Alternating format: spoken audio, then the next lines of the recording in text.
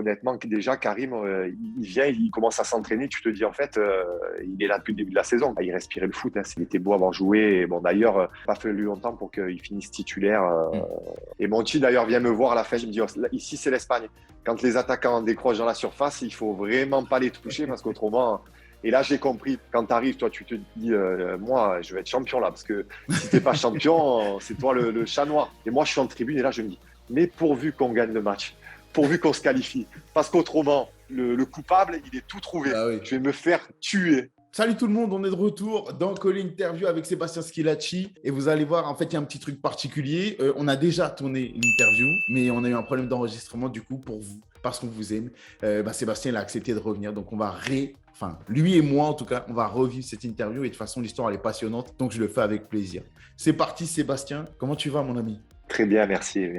Bon Sébastien, on va commencer par ton actu, parce que tu viens de me dire en off que tu reviens de vacances, que tu t'es fait un peu mal, mais comment ça se passe pour toi en ce moment ? Qu'est-ce que tu fais ? Je me suis pris une saison, je dirais, un peu plus tranquille. Je travaillais à l'AS Monaco, centre de formation, j'étais adjoint sur la N2. Et voilà, c'est vrai que je m'entendais plus trop avec le directeur du centre de Monaco, donc j'ai préféré arrêter. D'ailleurs, qui n'est plus directeur du centre de Monaco, là, Bertrand Rezeau. Donc, j'ai préféré prendre une année, on dira sabbatique, pour continuer à regarder ce qui se passe dans le football et surtout trouver un projet qui me convienne, voilà, que ce soit au niveau du football ou au niveau des valeurs. D'accord. L'idée, dans un futur assez proche, c'est d'être coach, d'avoir ton équipe, c'est ça ? Oui, mais bon, après, pour l'instant, voilà, le petit truc, c'est que je veux pas bouger de Nice. Moi, je vis à Nice et voilà, pour des raisons familiales, je suis obligé de rester sur Nice. Donc bon, on va voir. Donc on sait que dans le foot, en tant que coach, il faut bouger. Autrement, d'ailleurs, j'ai eu quelques propositions, mais bon, je devais partir de la région. Donc pour moi, c'est la famille est le plus important et c'est pour ça que ça va être compliqué. Mais bon, on verra. Je perds pas espoir de trouver quelque chose dans la région, même au niveau amateur, voilà, pour prendre du plaisir et entraîner au quotidien avec des gens voilà, avec lesquels ça passe bien, quoi. Bon, c'est tout ce que je te souhaite. Bon, la CA, c'était un petit club à l'époque, avec petits moyens surtout. En termes d'acclimatation, ça se passe très bien. Ton évolution en tant qu'homme, que jeune homme et que jeune joueur, elle est linéaire. Tout se passe très bien pour toi. Est-ce que c'est difficile de quitter ce cocon-là qui t'est cher au moment où tu décides de le rejoindre pour retourner à l'AS Monaco, où les débuts ont été un peu difficiles et qui est d'une autre envergure ? Après, juste, je reviens sur quelque chose que tu dis, parce que même s'il y a des jeunes footballeurs qui écoutent, c'est pas que mes débuts ont été difficiles à Monaco, c'est que j'avais besoin de plus de temps, parce que on demande tellement de… Tu vois, je reviens sur ça, parce ouais, que bien sûr, on demande tellement vite aux jeunes d'être prêts rapidement, parce que voilà, c'est une valeur marchande. Maintenant, je vois des jeunes, quand je vois certains jeunes jouer, on force le truc même, qui n'ont pas forcément le niveau dans certains clubs, juste pour dire on fait jouer les jeunes. Après, c'est le business, hein, je suis pas naïf, hein, c'est au niveau économique. Mais moi, il me fallait cette étape-là pour que j'arrive à jouer en pro, quoi. Et donc voilà, c'était juste une petite parenthèse. Après, comme tu l'as justement dit, c'est vrai que tu te poses la question parce que tu dis attention, je vais revenir à Monaco, mais là, la concurrence n'est pas la même. À Ajaccio, Roland voulait absolument me garder. Il me dit bon, il faut que tu restes avec nous. Mais sauf que bon, il y a un facteur X, je dirais, c'est que quand Didier Deschamps t'appelle et te dit voilà, je fais la reprise avec Monaco déjà, et il te dit voilà, moi écoute, tu pars pas dans mes deux titulaires, par contre tu seras troisième et tu auras ta chance. Si jamais il y a quoi que ce soit, moi je fais jouer les jeunes et donc il n'y a pas de souci. Après, quand Didier Deschamps te dit ça, tu réfléchis même pas et tu dis voilà, en plus j'appartiens à Monaco. Donc, pour moi, c'était normal de continuer à Monaco, même si, voilà, derrière, il y avait la CA et je savais que j'avais cette porte-là. Après, j'allais voir la préparation, comment ça se passe. Et pour aller un peu plus vite, quand j'arrive à Monaco, en fait, il y a Rafa Marquez qui joue, qui est au Mexique. Il joue la Copa América. Donc, il y a José Pierre Fanfan qui est là. Il y a Rodriguez, je crois, et Gaël, j'y vais. Gaël qui joue un peu à gauche et moi. Donc. Et ça fait que pendant la préparation, il me met titulaire avec soit José, soit Jules Rodriguez ou Gaël. Et ça se passe super bien la préparation. Et du coup, derrière, quand Rafa Marquez revient, il enlève José et il me met avec Rafa Marquez dans l'axe. Et bon, je fais un bon début de saison. Donc derrière, c'est parti, quoi. Une fois que… Mais bon, après, il n'a pas eu peur de me mettre, Didier, et de me lancer. Et bon, les carrières, ça commence toujours comme ça. Moi, j'ai été présent et j'étais là au bon moment et j'ai su être performant. Donc après, derrière, c'était parti, quoi. Est-ce que tu t'attends ne serait-ce qu'un minimum à ce que la saison elle parte si bien, que ce soit individuellement ou collectivement. Parce que pour rappel, si je ne dis pas de bêtises, vous êtes deuxième de Ligue 1 derrière Lyon cette saison-là. Toi, tu joues 41 matchs. Pour un jeune joueur, c'est beaucoup. Est-ce que tu t'attends à ce que ça se passe aussi bien? Non, non, non, non. Pour moi, c'est une découverte, hein. Là, j'arrive de l'ACA. Bon, j'avais fait une bonne saison. J'étais monté en Ligue 1, mais après, là, ça, on parle de Monaco, on parle de la Ouais, Ligue 1. On parle d'à côté de toi, tu as des Julie, des top joueurs. Rafa Marquez, qui est un top joueur, quelqu'un que je regardais avec des gros yeux. Donc, et tu te dis non, tu sais pas. Je sais pas au départ. Je me dis pas, je prévois pas ça. Je me dis, je pars troisième. Je me dis après d'être jeune, déjà de m'entraîner avec Monaco et me dire si j'arrive à grappiller un peu de temps de jeu, déjà ça sera bien. Et bon, comme je l'ai raconté avant, au final, ça s'enchaîne, mais ouais. jamais j'aurais imaginé que ça se passe aussi bien, quoi. On a déjà parlé plusieurs fois dans l'émission avec différents invités de l'épopée de l'ASM en Ligue des Champions avec Jérôme Bretagne notamment ou avec Édouard Cissé. En un mot, si je puis dire, toi, tu en gardes quel souvenir? Est-ce que c'est l'épopée générale avec les bons souvenirs positifs qui génèrent de la fierté? Ou est-ce que c'est cette finale un peu amère où les événements sont un peu contre vous et qui finissent avec un score sévère? Qu'est-ce que tu retiens, toi? Moi, c'est l'épopée, c'est le côté humain. Après, il y a toujours, on est compétiteurs, il y a toujours la déception de ne pas gagner ce trophée parce qu'il est magique. Surtout que c'est une année où on ne gagne pas de trophée. On est premier, je crois, à 3 ou 4 mois on a 10 points d'avance à 3 ou 4 mois de la fin de la saison. Et au Mm. final, on finit de troisième, je crois, deux ou troisième, et on ne gagne pas la Coupe d'Europe. Mais bon, humainement, par contre, ce que j'ai vécu, je pense que dans même mes clubs après, si j'ai rencontré des bons mecs, quoi, des mecs, c'est pas forcément des mecs avec qui je me sentais bien après, mais avoir un groupe comme ça, où on était allez, entre 15 et 20, s'entendre comme ça, être unis comme ça, après, moi, je l'ai plus rencontré. Il y a vraiment cette aventure humaine qui a été énorme avec le coach qui a su faire prendre la mayonnaise avec des jeunes, des plus anciens, des stars et des joueurs qui commençaient. Donc, moi, c'est ça que je retiens. C'est quand on se voit, on se croise encore. Voilà, on est tout, on reparle de ça. Et je sais que même pour la preuve en est, c'est que j'ai vu Fernando Morientes il n'y a pas longtemps. Voilà, il me saute dans les bras, Toto, c'était énorme. Il me reparle encore de ça. Et c'est Fernando Morientes qui a gagné la Ouais. Champions League avec le Real Madrid. Et lui, voilà, encore bon, un peu d'amertume parce qu'il te dit, putain, si on l'avait gagné ensemble, mais bon, il te parle de ça, il est content de nous voir, Ouais, la banane, la pêche, ouais, ça c'est beau, ça. On fait ce ouais, métier aussi pour ça. On veut gagner des trophées, mais aussi pour ces rencontres. Quand je parle de cet ASM-là, c'est toujours les mêmes mots forts qui reviennent. Entente, groupe soudé, cohésion, leadership de Didier Deschamps, comme tu viens de me l'énumérer là. Toi, tu vis 3 saisons pleines, si je ne dis pas de bêtises, 3 saisons pleines sous Didier Deschamps. On a l'impression que tu grandis un peu en même temps que lui parce que lui, il a ses preuves à faire en tant que coach à ce moment-là. Il les fait à main de maître, mais avec une main de maître. Mais toi, c'est pareil, on sent que tu grandis un petit peu au même rythme que cet ASM. Quand il y a des coups de moins bien, tu les encaisses et tu apprends. Quand vous êtes au top, tu emmagasines et tu évolues encore plus vite. Après cette épopée-là de l'ASM où il y a plusieurs départs, est-ce que toi aussi, c'est un moment où un peu charnière où tu sens qu'il y a des sollicitations et que tu dois partir? Ou est-ce que cette question, elle ne s'est jamais posée pour toi? Oui, après, de toute façon, après, quand on fait un parcours comme ça, c'est sûr que les sollicitations, il y en a. Maintenant, voilà, moi, j'avais Didier resté. Pour moi, ça, c'était un gage de. Voilà, je savais qu'il y avait beaucoup de joueurs qui allaient partir, Ouais. mais je me suis dit, il y a Didier. Didier est là, donc il va faire quand même une bonne équipe, une grosse équipe. Donc pour moi, voilà, j'adore. Même si je suis arrivé en post-formation, j'ai été formé dans ce club. Voilà, j'ai travaillé par la suite. C'est un club pour lequel j'ai énormément d'attachement, de respect. Donc pour moi, je me suis dit, j'ai pas fini, l'aventure n'est pas finie, et je pensais que ça allait, voilà, être continué et qu'on allait faire encore quelque chose de bien ensemble. Ouais. Didier voulait me garder, mais bon, ça, après, ça n'a pas été le cas, quoi. Ouais, bah justement, j'allais dire ça, on sent que la mayonnaise, elle prend pas derrière, et c'est toujours compliqué de confirmer avec un nouveau groupe, etc. C'est toujours compliqué. On sent que la mayonnaise, elle prend pas. On a entendu parler à l'époque de soucis de vestiaire, d'ambiance beaucoup moins solide, beaucoup moins dynamique et joyeuse que celle que vous avez connue la saison précédente notamment. Le début de saison, il est très compliqué. Est-ce que toi, tu sais, aujourd'hui avec le recul, ce qui s'est passé, ce qui vous a coûté pour arriver à cette situation, passer de cette situation hyper productive, hyper glorieuse, même s'il n'y a pas le titre au bout, pardon, à cette période laborieuse, compliquée un peu? Ouais. Après, c'est vrai que c'est le chantier qu'il y a eu, quoi, je dirais. Il y a eu tellement de départs parce qu'on avait beaucoup de prêts aussi, pendant que ce soit Fernando, Morientes, il y avait C'est Edu, vrai, Cissé, c'est il y vrai. avait, bon, il y en a d'autres, j'en oublie, on avait beaucoup de prêts, beaucoup de joueurs qui partent derrière. Il y a Ludo qui part, il y a Jérôme qui part, beaucoup de leaders qui partent.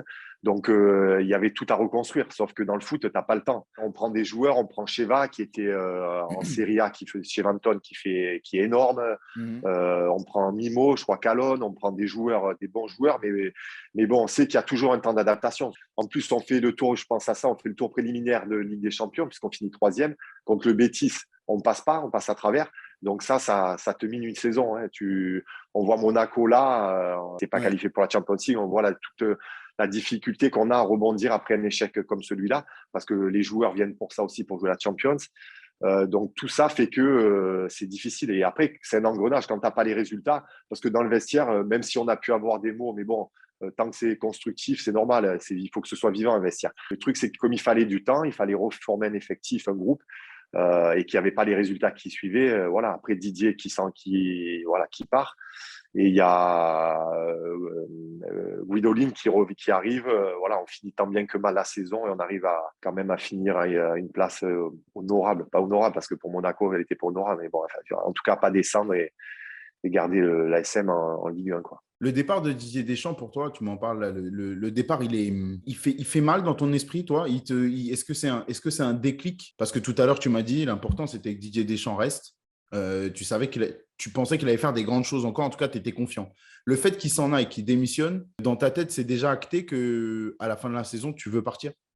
C'est sûr, quand on a connu ce qu'on a connu avec le coach, c'est quelqu'un que j'aime beaucoup, que j'apprécie. Et là, tu te poses des questions. En plus, je crois que c'est Patevra qui part au mois de décembre aussi. Je Oui, crois qu'il part à Man United. oui. Moi, je suis sollicité en plus par Lyon à cette époque-là. C'était Gérard Rouillet qui était le coach à Lyon, qui m'appelle au mois de décembre. Pareil, il me dit oui, on cherche un dev central. Est-ce que tu veux venir à Lyon? J'ai dit moi, écoutez, moi, pourquoi pas? Mais en tout cas, c'est gagnant-gagnant que l'AS Monaco soit d'accord. C'est mon club. Je veux que partir, en tout cas, en bon terme avec le club. Donc, et voilà, j'ai une discussion avec le président et qui me dit, écoute, nous te laisser partir maintenant en décembre, non. Par contre, voilà, je te dis, je te donne ma parole que au mois de juin, je te laisserai partir quoi qu'il arrive.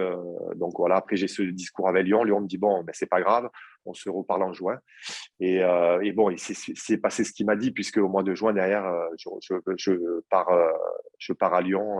C'est la première fois que tu quittes officiellement l'AS Monaco de manière définitive. C'est-à-dire que c'est plus un prêt, c'est un vrai transfert sec. Est-ce que le départ de ton club, je ne vais pas dire ton club de toujours parce que c'est une post-formation, mais en tout cas en tant que c'est quand même ton club de référence, est-ce que ce départ, il est difficile à digérer pour toi quand tu arrives à Lyon, qui est un club d'énorme envergure comme l'AS Monaco à l'époque, mais peut-être encore plus grand encore, avec un fonctionnement qui est différent, avec une figure importante avec Jean-Michel Aulas, etc.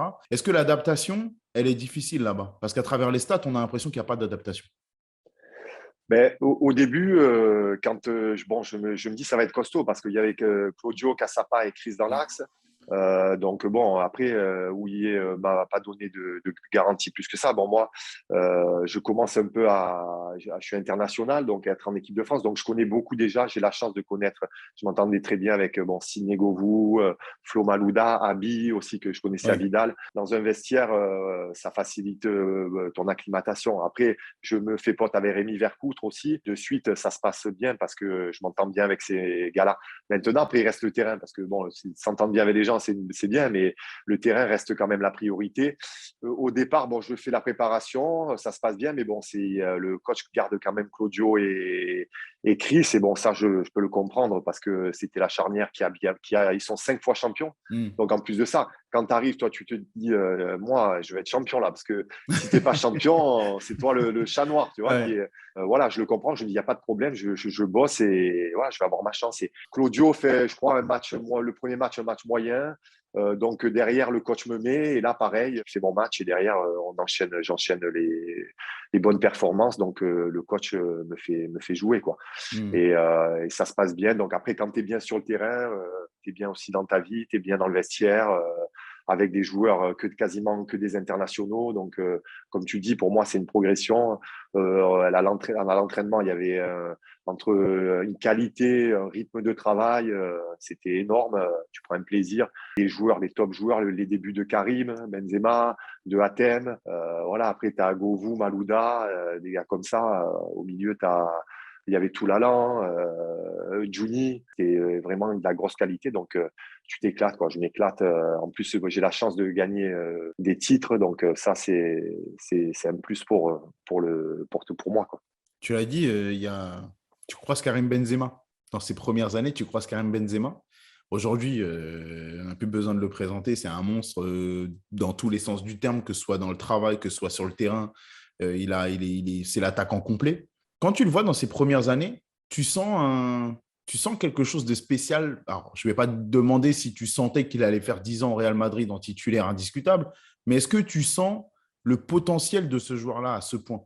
Oui, honnêtement, ça saute aux yeux. Tu le vois, il arrive de là, il était en réserve. Et je me Ouais. souviens, il monte avec nous à l'entraînement, mais Hatem aussi. Après, bon, Hatem n'a pas eu la carrière de Karim, mais pour différentes raisons. Mais les deux, honnêtement, déjà, Karim, il vient, il commence à s'entraîner. Tu te dis, en fait, il est là depuis le début de la saison, quoi. Il est là depuis.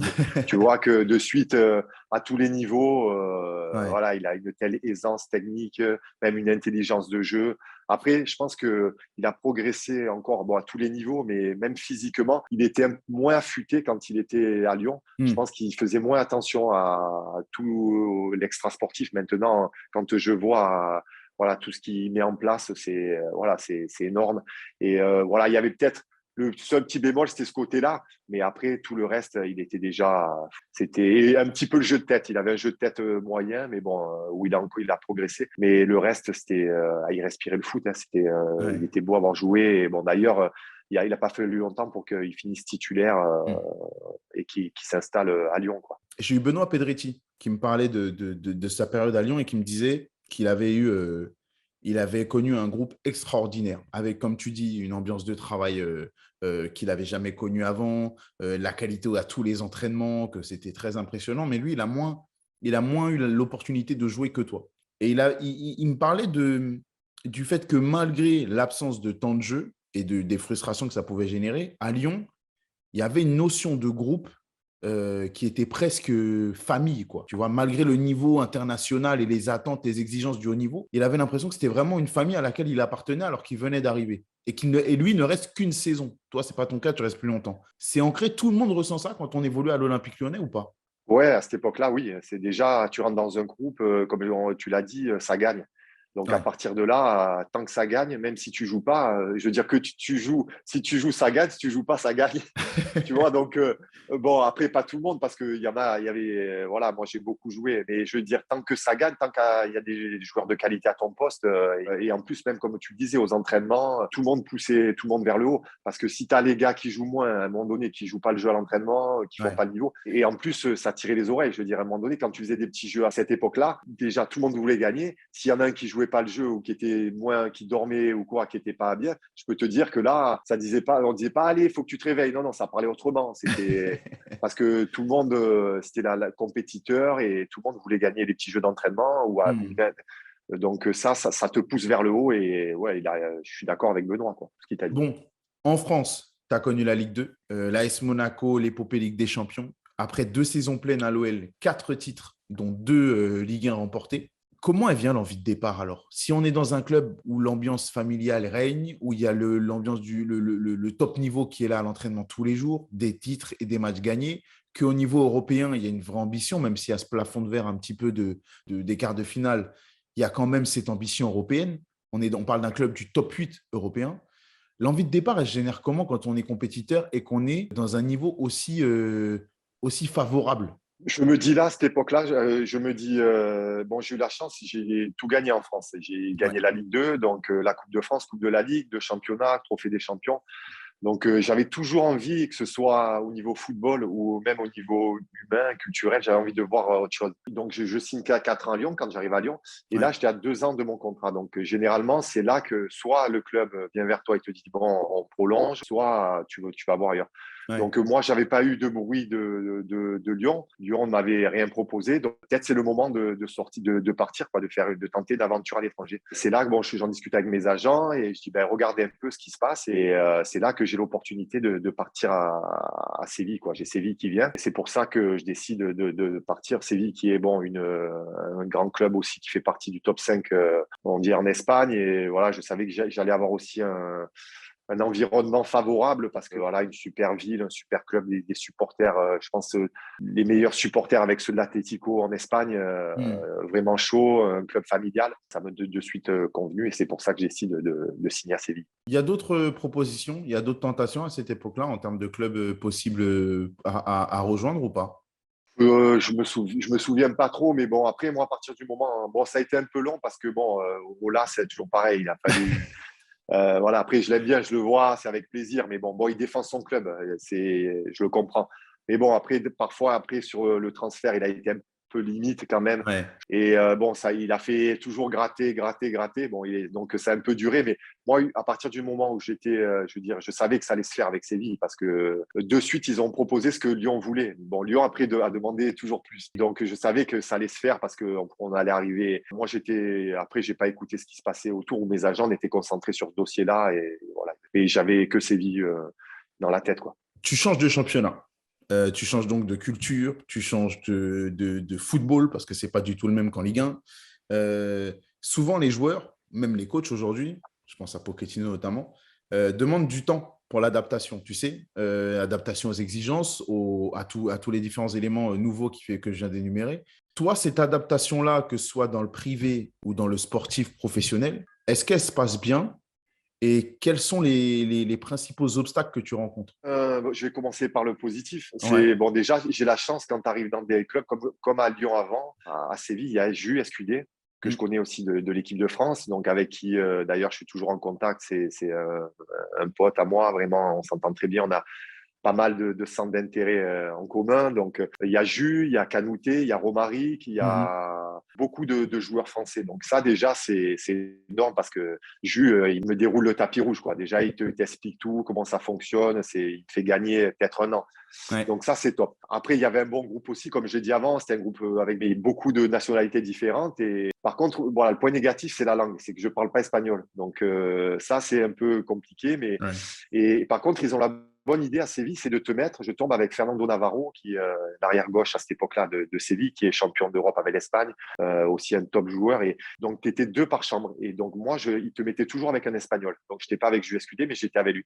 Et là, par contre, si tu te forces pas à parler et lui, il a joué le jeu, c'est qu'il y a des blancs, tu passes 2 jours, tu te parles pas, quoi. Ouais. Donc, lui, il m'apprenait les mots, je disais comment on dit ça, donc il a joué le jeu et grâce à lui, grâce à Jus aussi et les autres, mais grâce à lui, j'ai gagné aussi pareil au bout de, allez, on va dire de 6 mois, je commençais à bien baragouiner l'espagnol. Si tu veux, tout ça fait que j'avais même un cocon là autour de moi et quand tu es bien, quand les gens t'apprécient, en plus, je suis performant sur le terrain, Mm. ça se passe bien, on fait une bonne saison. Il y a la Champions League, je crois qu'on finit troisième, il y a la Champions League au bout. Donc voilà, tous les signaux sont au vert. Après, moi, j'ai mon fils qui naît assez vite. Ça aussi, c'est un peu compliqué parce que pareil, je ne maîtrisais pas encore bien la langue. Ma femme qui accouche, ça se passe moyennement. Tu Ouais. vois les gens rentrer, ils parlent en espagnol vite, tu ne comprends pas ce qui se passe. Donc, tu commences un peu à transpirer, à avoir les gouttes. J'ai eu des… Et bon, bref, c'est voilà, c'est le bonheur de vivre à l'étranger. Et encore en sachant que nous, on est, comme je l'ai dit avant, privilégiés parce que quand tu Ouais. arrives, c'est pas comme quelqu'un qui arrive, nous, on nous aide pour tout, quoi. Donc, mais bon, malgré tout, il y a quand même. Je pense que le temps d'adaptation existe vraiment et Ouais. je le comprends. Mais bon, il est facilité. Je pense que voilà, même les gens voient que je donne tout, moi, que ce soit sur le terrain ou en dehors. Je suis quelqu'un d'assez entier. Et du Mhm. coup, ça se passe bien. C'est Manolo Jiménez qui te fait venir de Lyon, si je dis pas de Oui, c'est bêtises. ça. Ouais. Ouais, bon, c'est Monchi, c'est plus Monchi qui est encore la directeur sportif. C'est lui qui gérait vraiment ça, Ouais. qui prenait beaucoup de joueurs français, là, qui est Ouais. un top C'est vrai. directeur sportif. Tu connais ta première saison, tu me l'as dit, elle se passe super bien collectivement. Vous finissez troisième devant l'Atlético de Madrid, juste derrière les deux géants qu'on a même presque tendance à retirer du championnat. En gros, on a tendance à dire que si vous êtes troisième, en gros, vous avez gagné la Liga. C'est vrai, tu as raison. C'est un peu ça. Toi qui sors de l'OL, qui a l'habitude, qui a pris pendant ces 2 ans l'habitude de tout rafler et d'être dans le top 8 européen, comme je l'ai dit, par rapport à tout ce que tu as connu à Lyon et ce nouveau statut dans un nouveau championnat qui se passe, même si ça se passe très bien, qu'est-ce qui te saute aux yeux dans les différents fonctionnements des deux clubs? Est-ce qu'il y a un gros décalage entre l'exigence, le fonctionnement lyonnais-France, avec l'exigence, le fonctionnement espagnol Liga que tu rencontres à Séville? Oui, il y a des différences. Bon, déjà, Séville, moi, tu t'arrives au centre d'entraînement, il y a beaucoup de préfabriqués. Les installations, elles ne font pas rêver. C'est très moyen à ce niveau-là. Après, même au niveau foot, voilà, notre championnat, des entraînements sont différents. Par exemple, taureau, tous les jours avant Ouais. l'entraînement de taureau, mais un vrai taureau. C'est-à-dire pas le taureau que tu fais en France, parce que moi, je connaissais le taureau, même si à Lyon, mais bon, on passait plus de temps à chambrer qu'à jouer presque, à faire le taureau. Donc là, par contre, c'est taureau d'échauffement. Ça veut dire que quand tu es au milieu, généralement, je peux te dire que tu sors du taureau, tu as chaud, quoi. Tous les jours, c'est un travail technique. Je veux dire, une ou deux touches, ça joue le jeu. Tu as même les gardiens qui sont avec nous et généralement, tu te mets toujours les mêmes. Nous, on se mettait un peu les Français avec les Espagnols, comme ça, il y avait une petite guerre entre nous, mais Ouais. on le faisait même si ça chambrait aussi. Par contre, c'était un vrai échauffement, quoi. Tu sortais de Ouais. là, donc ça tous les jours, et après, tout avec ballon. Ce que je n'avais pas connu à Lyon. Maintenant, ils appellent ça le travail intégré. Donc, c'est-à-dire que même le travail physique, à part 15 jours de préparation sans ballon, quoi. On courait pendant 15 jours. Après, tout le reste, toute la saison, tout avec ballon. Donc Ouais. ça, c'est un vrai changement parce qu'en France, non, il y avait encore, voilà, on faisait encore beaucoup de courses seulement sans ballon. Donc ça change vraiment à ce niveau-là.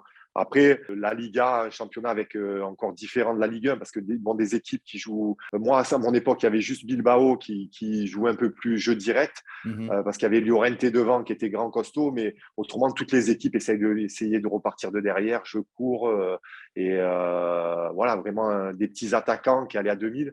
Donc moi, je me souviens que mes 2 premiers matchs amicaux que je fais avec Séville, je fais 2 pénaltys. On joue contre des équipes espagnoles. Bon, les attaquants décrochent dans la surface et si tu veux, j'y vais, mais pas trop fort. J'essaye de prendre le ballon. Et eux tombent direct. Bon, l'arbitre siffle pénalty. Et Monchi, d'ailleurs, vient me voir à la fin de ces matchs. Il me dit, oh, ici, c'est l'Espagne. Quand les attaquants décrochent dans la surface, il faut vraiment pas les toucher parce qu'autrement… Et là, j'ai compris. Donc après… voilà, il m'a fallu ces 2 matchs pour Ouais. dans la surface. Je sais que j'essayais plus d'anticiper ou de toucher ou d'aller derrière. Ça a pu changer après en Angleterre parce que voilà, c'est pas le cas généralement. Presque les attaquants qui te bougent et qui sont des physiques plus costauds de notre profil. Ça a été un changement, voilà, pour moi par rapport à la Ligue 1. Ouais. Après le club, au niveau du club des joueurs, il y avait que des internationaux aussi à Séville. Voilà, Canouté, Luis Fabiano, Jesus Navas. On était pareil. Le niveau était, je veux dire, aussi bon que ce que j'avais pu connaître à Lyon. Moi, en tout cas, je trouve qu'il y a une vraie progression pardon, à Séville dans ton jeu. C'est-à-dire que quand tu fais Monaco-Lyon, je sens que tu es globalement le même joueur dans un autre environnement, un environnement peut-être plus compétitif, de meilleure qualité encore que ce que tu avais à Monaco.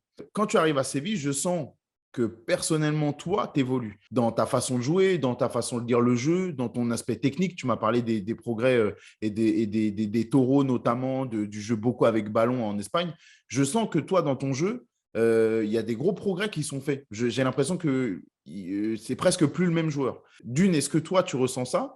Et est-ce que c'est vraiment lié à ce que te demande Manolo Jiménez au moment où tu le rencontres pendant la première saison, notamment? Oui, après une progression, oui, c'est sûr que tu as raison. On essaye de. Bon, même si à Lyon, pareil, on avait beaucoup le ballon, quand même, ça jouait de derrière aussi, pareil. On avait des top joueurs. Bon, après, moi, j'ai eu la chance, j'ai joué toujours à part, bon, sur la fin de carrière à Bastia, mais je n'avais pas besoin de moi de faire des passes décisives parce qu'autour de Ouais. moi, devant moi, quand tu as à Lyon, Juninho, Toulalan, tu fais des passes à 3 mètres.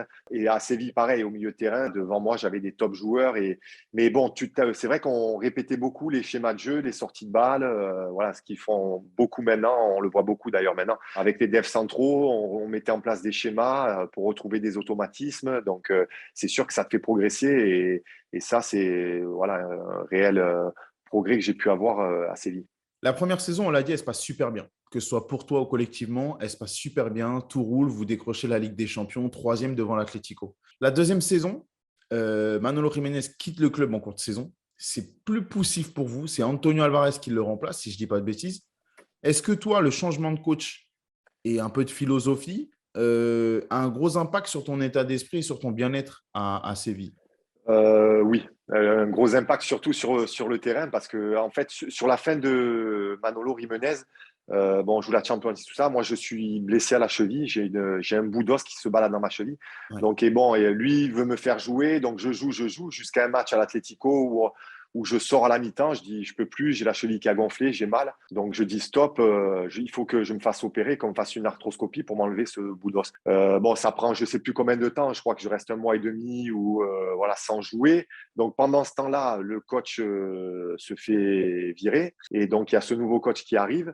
En sachant que c'était l'ancien adjoint de Juan de Ramos qui était au club il y a 3 ou 4 ans avant. Et donc, ce coach arrive. Moi, je suis blessé quand il arrive. Je le sens avec moi, il me parle sans trop me parler, mais bon, pas trop de discussion. Et voilà, après, je reviens de blessure. Je joue un petit peu, mais il m'enlève. Je joue pas trop. Voilà, je le sens pas. Je sens un discours vague. Il me regarde pas dans les yeux. Tu sais, tout ce que j'aime pas, je sens pas la personne. Et je joue moins, mais on se qualifie pour la finale du Roi et on est quand même en course pour jouer la Champions League, quoi. Je sais plus qui fait jouer comme joueur et ce joueur se blesse, donc il me fait jouer pour la fin de saison. Le dernier mois et demi, je joue. Ça se passe super bien puisqu'on gagne la Coupe du Roi. D'ailleurs, un des plus beaux matchs que j'ai joué au Camp Nou contre l'Atlético Madrid qui vient d'être champion d'Europe Oui. dans un stade avec 90 000 personnes, avec Agüero, Forlán, et on gagne la Coupe du Roi, le stade en fusion, c'était grandiose. Et derrière, on se qualifie pour le tour préliminaire de Champions League, donc on finit quatrième.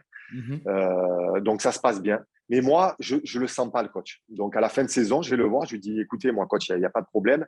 Je pense que ça passe pas entre nous. Il me dit non, non, ne t'inquiète pas. Pour moi, non, non, fais la feuille comme ça, joue comme tu as joué pendant le mois et demi, il n'y a pas de problème, tu joueras, tout ça. Reste au club. Je dis OK. Donc bon, on est en 2010 là, Coupe du Ouais. Monde 2010, Coupe du Monde bon, avec ce qui s'est passé, tout ce qui se passe là-bas, compliqué. Donc derrière, moi, je dois reprendre avec Séville. Donc le directeur sportif m'appelle, il me dit oui, le coach, il veut que dans 15 jours pile, tu sois à Séville après la Coupe du Monde. Donc je laisse imaginer que tu finis la Coupe du Monde, rien que déjà pour rentrer chez toi, pour tout ça, tu perds 1 ou 2 jours pour aller voir tes ça. À la sortie, ça me faisait quasi 10 jours de vacances, quoi. Bon, Ouais. après, il y a des gens qui n'ont pas de vacances qui vont me dire, mais j'en avais vraiment besoin, moi, parce que voilà, Pourquoi c'est un c'est métier, c'est mondial? le plus beau métier du monde, Mm. mais c'est usant quand même psychologiquement et après ce mondial et même physiquement, tu as besoin de vacances, de Ouais. déconnecter. Donc, moi, je lui dis, écoute, 15 jours, ça suffit pas, quoi. Laissez-moi au moins 3 semaines. Il appelle le coach. Non, le coach, il veut pas. Je dis, Monchi, écoute, moi, je veux 3 semaines. Débrouille-toi. Lui, il me dit, ouais, bon, Monchi, il arrive il me dit rien. Il me dit, bon, c'est bon, tu as tes 3 semaines. Donc, je pars en vacances. Et sauf que quand je reviens, déjà, je fais 2 jours d'entraînement seul. Et après, de suite, je me mets avec un groupe qui a déjà 3 ou 4 semaines d'entraînement. Donc, ça, après, moi, sur le coup, je réfléchis pas à ça parce que j'ai envie de reprendre. Mais bon, par la suite, après, bon, je vais le payer. Mhm. Moi, j'ai fait quasiment pas de préparation. Donc, lui arrive un match amical, il ne fait pas jouer le premier. Et moi, je suis pour le deuxième match amical, j'arrive et je suis avec le capitaine dans la chambre, tout ça. Je leur dis, oh les gars, je vous écoute. Écoutez les gars, s'il ne me fait pas jouer là, je vais demander, je vais partir, je pars et tout. Et eux, comme ils étaient bienveillants avec moi et tout ça, ils vont voir le coach, ils disent, oh, je ne devais pas jouer ce match. Donc peut-être ce serait mieux fini que ça va se finir, mais Ouais. ils vont voir le coach et le coach, qu'est-ce qu'il fait? Bon, il n'a pas été malin, il me met titulaire. Ça se passe, moi, je fais un match moyen. Bon, c'est un match de reprise, hein, c'est mon premier match je fais un match moyen. En plus, j'étais énervé, donc je fais un match très moyen. Et après, donc, il arrive la Super Coupe d'Espagne contre Ouais. le Barça. Et là, il lève la feuille. Donc, je suis dans le groupe, il lève la feuille. Bon, toujours, je le sens pas. Le coach, il me parle pas. Et il lève la feuille. Je suis pas titulaire, je joue pas. Donc, je dis, bon, bah, c'est bon. Là, ça veut tout dire. La vérité, elle commence maintenant. Donc, à la fin, je vais voir Monchi. Je lui dis, Monchi, écoute, moi, le coach, ça se passe pas bien. Ouais, j'ai pas de discussion avec lui. Moi, je veux partir. Il me dit, ouais, bon, OK. Il me dit, c'est tel prix. J'ai dit, OK. Je me rappelle plus la somme exacte, mais il me dit, c'est tel prix et tu peux partir. J'ai dit, ça marche, super. Bon, là, je te laisse là des moments de solitude à l'entraînement parce que le coach sait que tu veux partir. Donc, il Ouais. te met à la cave. Mais moi, comme je lâchais rien, lui, ça l'énervait parce que j'étais à l'entraînement, j'étais performant. Et lui, il criait, il disait ah ouais, mais c'est facile de le faire à l'entraînement, comme ça, il disait même. Je me rappelle, il faut le faire en match. Dans ma tête, je me dis ouais, mais fais-moi jouer. Bon, bref, tu le sentais qu'il avait. Contre moi, il y avait, je ne sais pas. Et donc, on perd contre le Barça, on en prend, je crois, 4 à l'aller, ou 3 ou 4. On joue le tour préliminaire contre Braga, pareil, à la maison. On perd. Donc là, je suis même plus, je sais plus, je suis dans le groupe, je suis même pas dans le groupe, je crois. On perd le tour préliminaire, l'aller. On joue le retour au New Camp, et là, on en prend 5. Donc là, il commence à avoir chaud, quoi. 3 mauvais résultats, il commence à avoir chaud, le coach. Et donc, on a le tour préliminaire, le retour à Braga qui se joue. Donc, moi, toujours pareil, la même situation, je suis à la cave. Et sauf que là, il prend 19 joueurs pour aller à Braga. Et moi, je suis dedans. Moi, je dis, bon, il veut me faire faire un voyage gratuit. C'est pour m'embêter plus qu'autre chose. Pendant ce temps-là, j'ai Arsenal qui vient, mon agent qui a Wenger, Arsenal qui est très intéressant, qui commence à formuler des offres. Et donc, on est à Braga, le jour du match. Arsenal envoie un mail, mais moi, toujours pensant, je suis 19e, je ne vais pas jouer, le coach qui ne vient pas me voir. Arsenal qui envoie, 4 heures avant le match, qui envoie un mail, OK, on est d'accord pour X millions d'euros. Donc, bon, moi, super content, tout ça. Je dis, bon, ben, c'est bon, c'est fait. Et sauf qu'on part, 3 heures avant le match, réunion d'équipe d'avant-match, il soulève la feuille, je vois mon nom, Schillaci titulaire. Là, je me dis, c'est une blague. Le club se met d'accord avec Arsenal, il me met titulaire, moi. Je dis, parce que c'est fini. Si je joue un match de Champions League, Arsenal ne me prend plus, parce Ah que oui. si je ne peux plus jouer la Champions League, Ah Arsenal. oui. Donc là, je me dis, attends, mais il fait exprès, là, c'est pas possible tout ça. Donc tout le monde sort, les joueurs, moi, ils viennent me voir, ils ne comprennent pas. Je leur ai dit juste avant, le capitaine et tout, je dis, non, mais les gars, moi, je vous explique, je ne joue pas. Donc le directeur sportif vient me voir, Toto, il faut que tu joues, tout ça. J'ai dit, non, non, mais je t'explique, moi c'est fini. On s'est mis d'accord, tout est d'accord. Je peux pas jouer, c'est fini. Autrement, le coach, il m'a pas calculé. Et là, maintenant qu'il est dans le dur, je veux dire, j'ai été gentil jusqu'à présent, mais là, j'ai montré les dents, quoi. Je lui dis, oh, moi, avec moi, ça se passe pas comme ça. J'ai dit, depuis, je suis resté poli, mais là, ça va mal se passer. Mes potes qui viennent me voir, Toto, Toto. Mais au fond d'eux, ils comprennent. Je leur explique, les joueurs, ils comprennent. Et ils me disent, Ouais, OK, bah c'est oui, bien sûr sûr. que. Donc, bon, ça se passe, on monte dans le bus, on arrive au stade. Et là, le coach réunit tout le monde. Il dit, bon, les gars, on va aller à la guerre avec les gens qui veulent aller à la guerre avec moi. Donc, Toto, il veut pas aller à la guerre avec nous. C'est pas grave, il y en a un autre qui va jouer, on va gagner le match. Et lui, voilà, on le calcule pas, un truc comme ça. Il Ah, il me dit ça tue. devant tout le monde. Ouais, ouais, devant tout le monde. Il dit ça devant tout le monde. Moi, je suis là, je suis debout avec mon costume et il me tue devant tout le monde. Il me dit, bon, voilà, il me tue. Moi, je suis comme ça, un moment de solitude. Je suis seul. Bon, après, les joueurs, je veux dire, les joueurs, c'était mes potes. Donc, ils le savaient très bien comment ça s'était passé, pas de problème. Donc, lui, il dit ça, mais bon, il se protège aussi, il est malin. Oui, bien sûr. Et là, bon, là, je ne me change même pas. Donc, je suis 19e, ce que j'aurais dû être dès le départ. Donc, je ne suis même pas dans le groupe. Et moi, je suis en tribune et là, je me dis, mais pourvu qu'on gagne le match, pourvu qu'on se qualifie. Parce qu'autrement, le coupable, il est tout trouvé. Ah oui. Je vais me faire tuer. Ils vont se mettre ça. Bon, malheureusement, au bout de, je crois, un quart d'heure, on prend un but, on perd un 2-0. Bon, la cata encore. Oh là là, le lendemain, ça commence à parler. Lui, bien sûr, le coach qui commence à parler. Oui, il n'a pas voulu jouer pour le FC Séville, tout ça. Je veux dire, j'ai toujours tout donné. Partout où je suis passé, même si j'ai moins joué, j'ai toujours été respectueux des clubs dans lesquels j'ai joué. Et c'est pas moi, ça. Sauf que quand tu connais l'histoire, tu te dis là, ah ouais, ok, c'est différent. Donc, j'ai fait ça. Ils m'ont un peu embêté pour le transfert. Et après, finalement, voilà, je pars. Ils ont voulu un peu gratter encore de l'argent, comme d'hab. Et après, finalement, je pars à Arsenal derrière. Mais bon, ça a été voilà, un grand moment de solitude. C'est comme ça, quoi. Ça a été une épreuve de ma carrière. Cette histoire, elle est incroyable. J'aurais jamais pensé que c'était dans ces conditions-là que tu partais de Séville. Mais là, tu me dis que du coup, tu pars de Séville dans ces conditions-là. Ce qui veut dire qu'on est quand même avancé dans l'été, on est avancé dans la saison.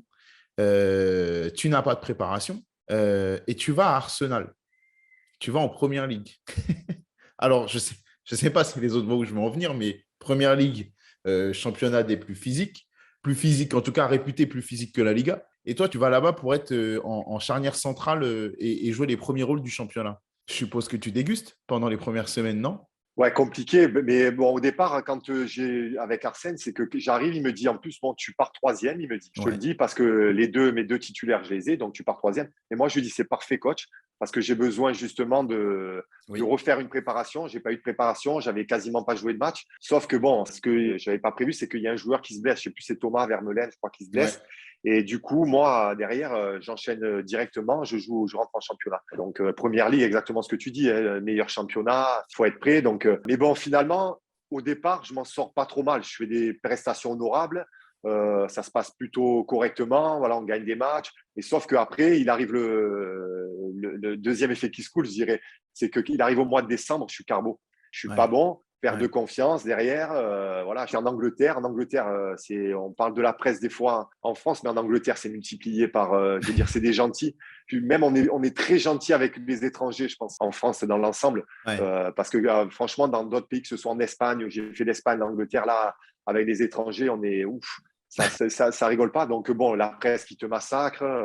Et bon, Ouais. après, justement, parce que je ne suis pas performant, je veux dire, à un moment donné, j'en suis conscient. Compliqué, quoi. Le reste après de la saison, c'est compliqué parce que, ouais, blessure derrière, comme ta tête, elle est à l'envers. Donc, après, compliqué, quoi. C'est la période du Boxing Day, si je dis pas de bêtises. La période où tu sais, comme tu dis, le double effet qui se coule, c'est sur le Boxing Day beaucoup que tu ressens que c'est compliqué d'enchaîner. Ouais, c'est sur ce mois de décembre. On va dire Ouais, pas forcément le Boxing Day, c'est sur la fin, mais tout le mois de décembre, quand il arrive, il ouais, fait t'enchaîner. ouais. Je suis arrivé, je crois, septembre, octobre, novembre. Ça fait 3 mois que tu joues. Bon, tu as la Champions League au milieu, tu joues tous les 3 jours. L'intensité des ça, moi, j'ai pas l'habitude. J'arrive, Londres, une nouvelle ville. Même si, pareil, on est privilégié, voilà, tout ça. Moi, j'ai un enfant, je vais avoir un deuxième enfant, de tout ça. Mais bon, voilà, ça fait partie d'une carrière et c'est Hmm, comme ça. Donc, tout ça hmm. fait que c'est compliqué, quoi.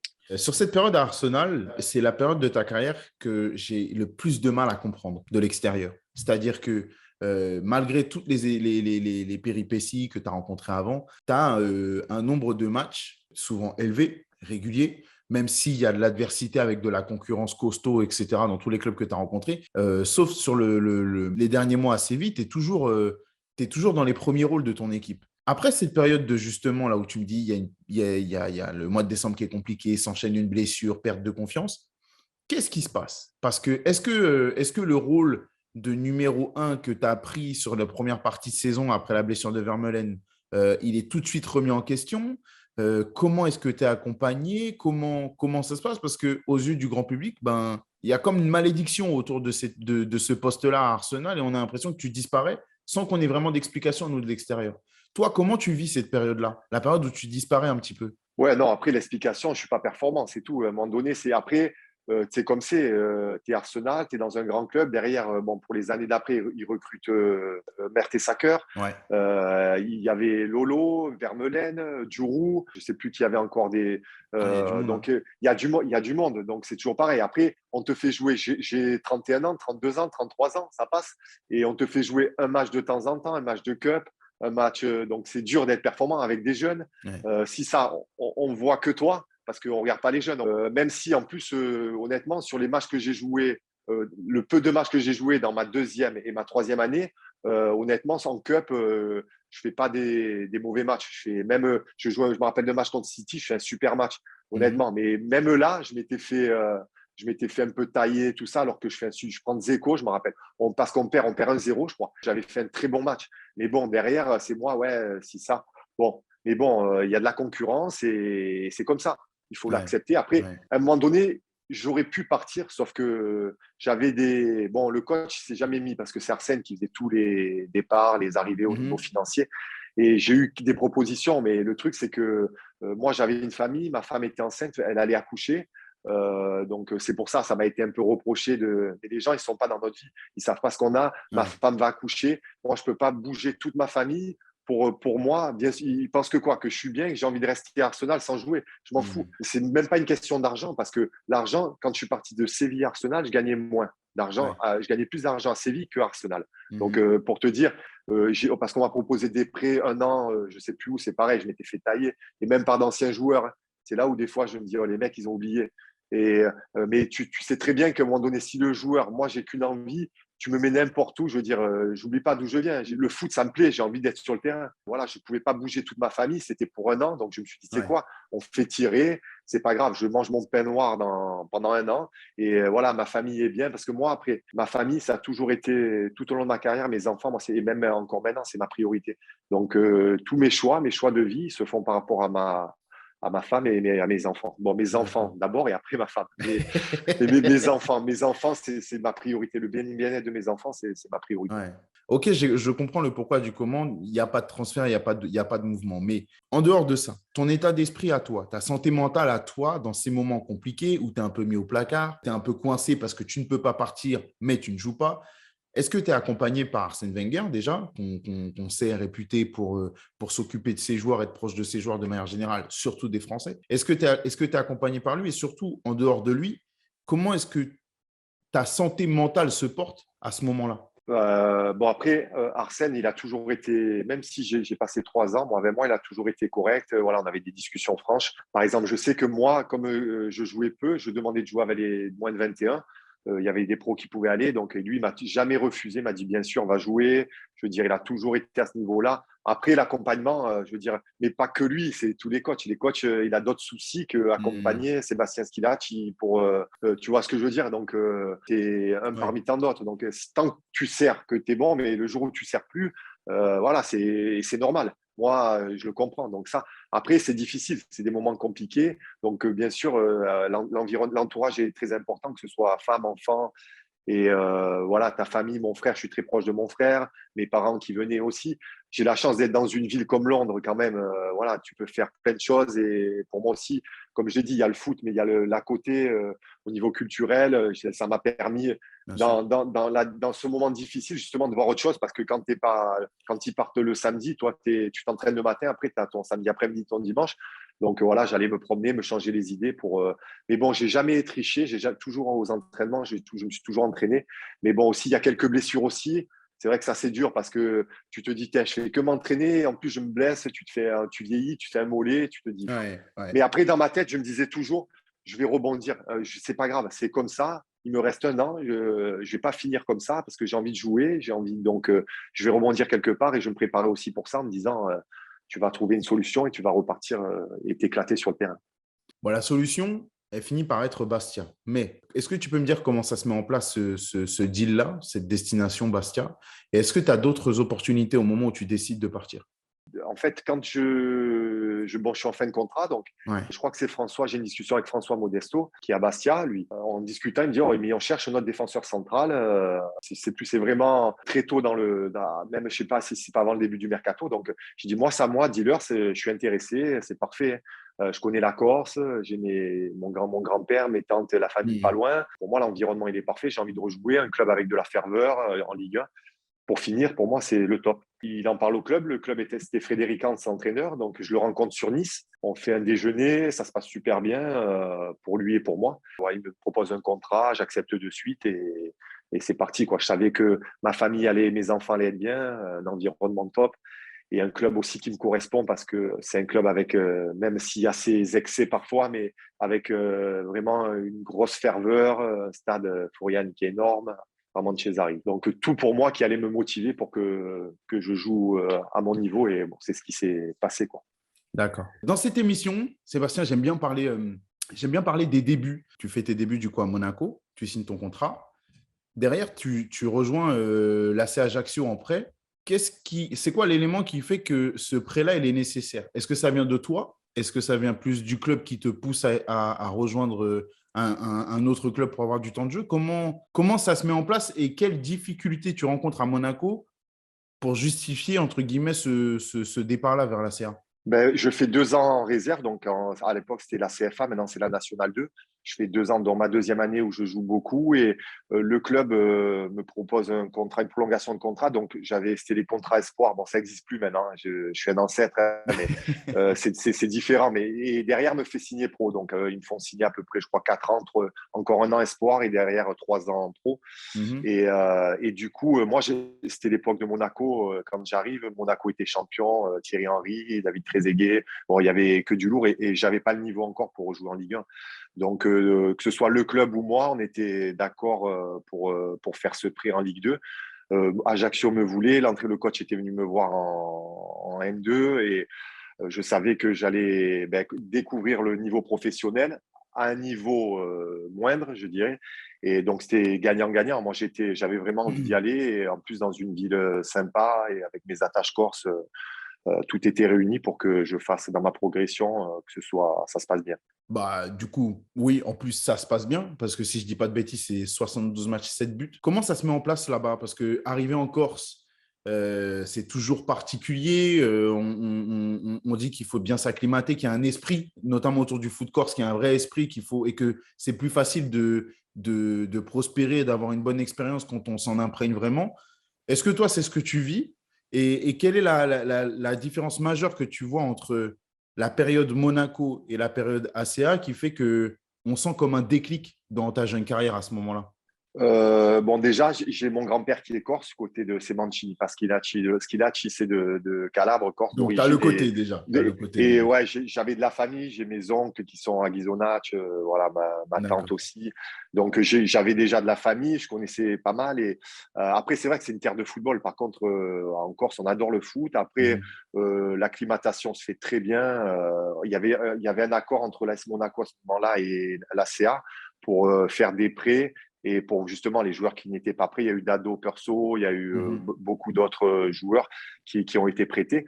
Donc, tout était calé, en fait, pour qu'on soit bien. T'arrives, on est assisté, hein, je dirais, on est privilégié.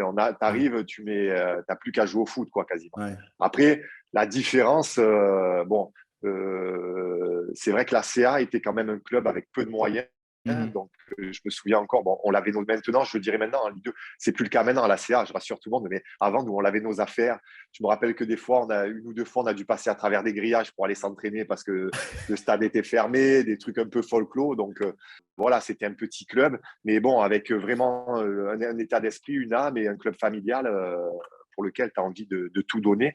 Et ça a été le cas. Donc, après, moi, dans ma progression, ma première année, on joue le maintien. En plus, c'est bon, ça a été une année difficile. Je joue beaucoup, mais ouais, c'est pas évident de jouer le maintien. Et finalement, on se maintient. Donc, voilà, on est content parce qu'on a peu de moyens.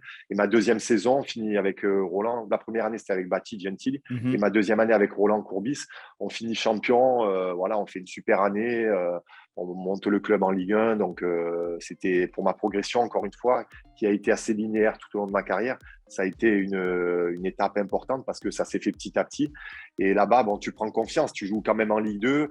J'étais jeune. C'est des matchs pas faciles parce que voilà, la Ligue 2, c'était très costaud, beaucoup moins technique même que maintenant. Mais je veux dire, très costaud. Tu prenais des attaquants qui allaient généralement allaient finir en Ligue 1.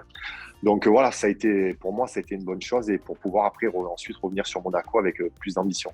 Et voilà, c'est bon Sébastien, merci. Ben, avec plaisir, quand tu viens dans la région, voilà, avec plaisir, on se verra. Et bravo pour ton émission, c'est top. Et c'est gentil. Bonne continue. Je sais que voilà, tu es en train d'exploser, donc j'espère que ça va continuer pour toi.